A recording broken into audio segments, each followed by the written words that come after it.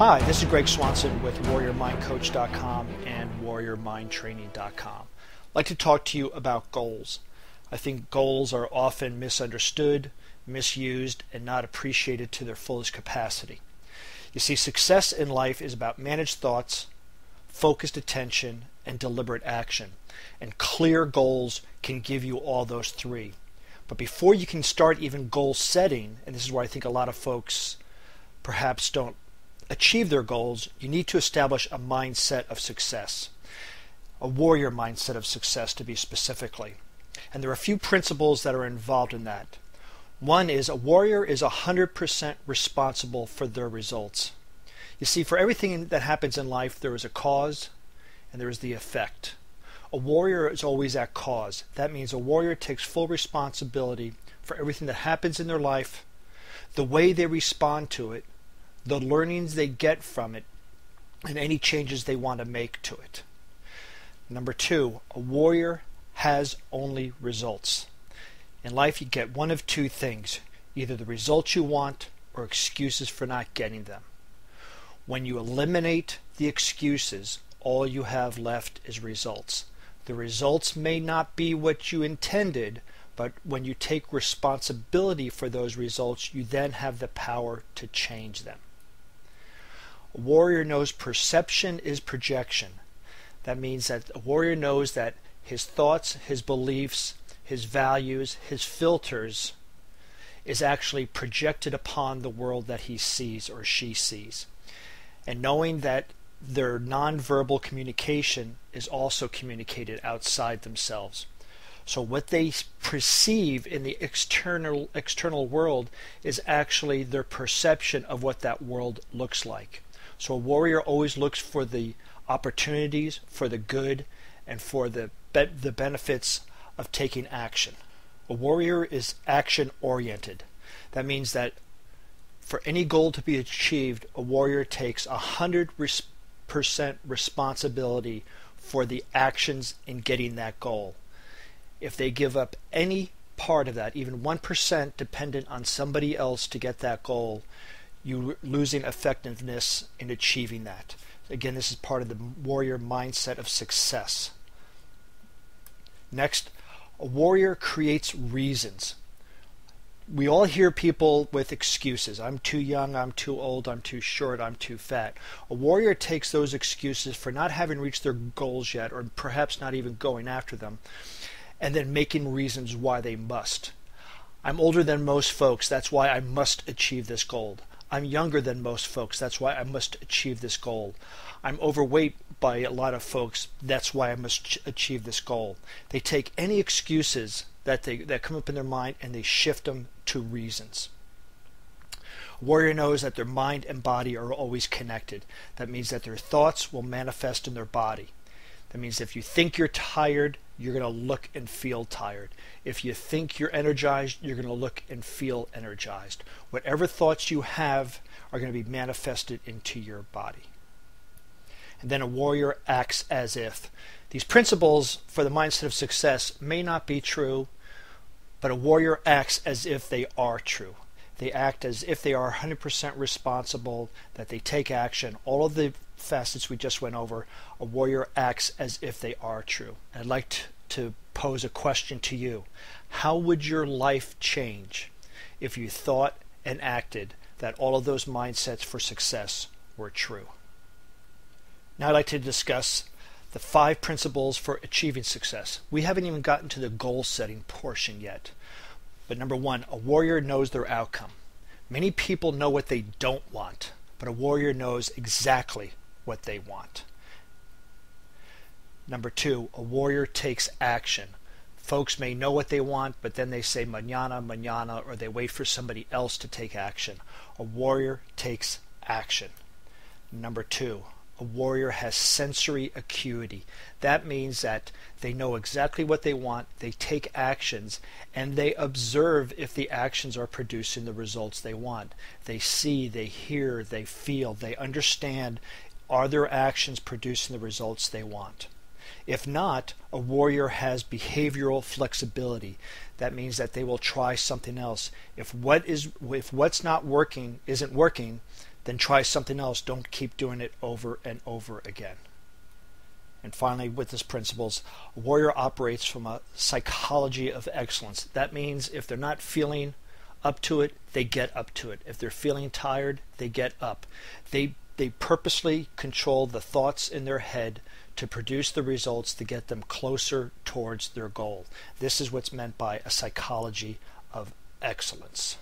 Now we're going to move on to the beginning parts of goal setting, and we're going to create a formula to an achievable outcome. I like to look at achievable outcomes as being 1 year, potentially more, but not less. So the first part for the formula is your achievable outcome is stated in the positive, meaning you know what you want and you are moving towards it. A good example of this is the opposite is I don't want to be broke anymore. That would not be an achievable outcome. I want to be filled with abundance would be an achievable outcome. The next part of the formula is this achievable outcome self-initiated and in your control?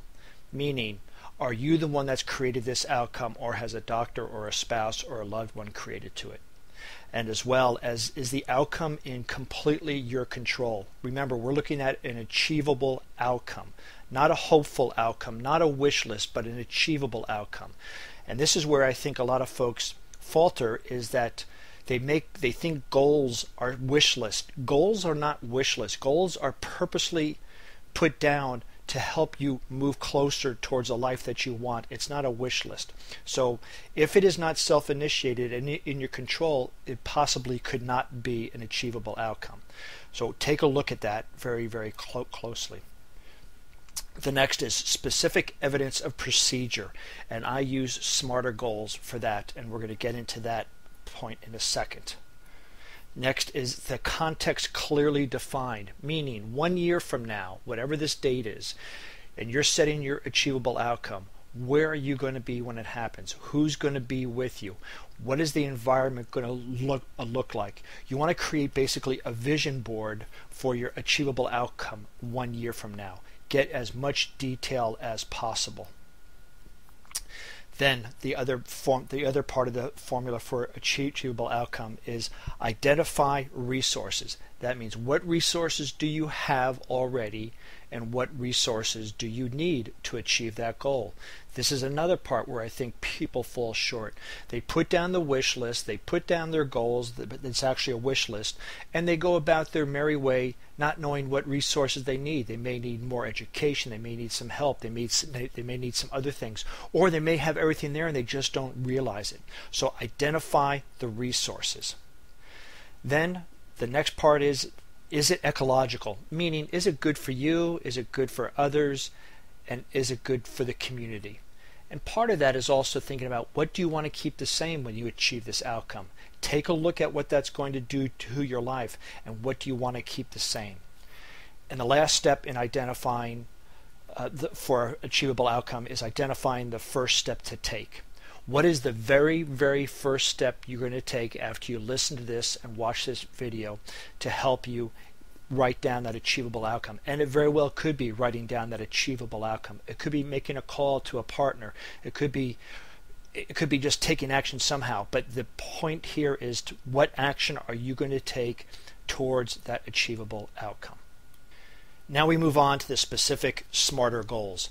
And this is, remember we talked about the specific evidence of procedure.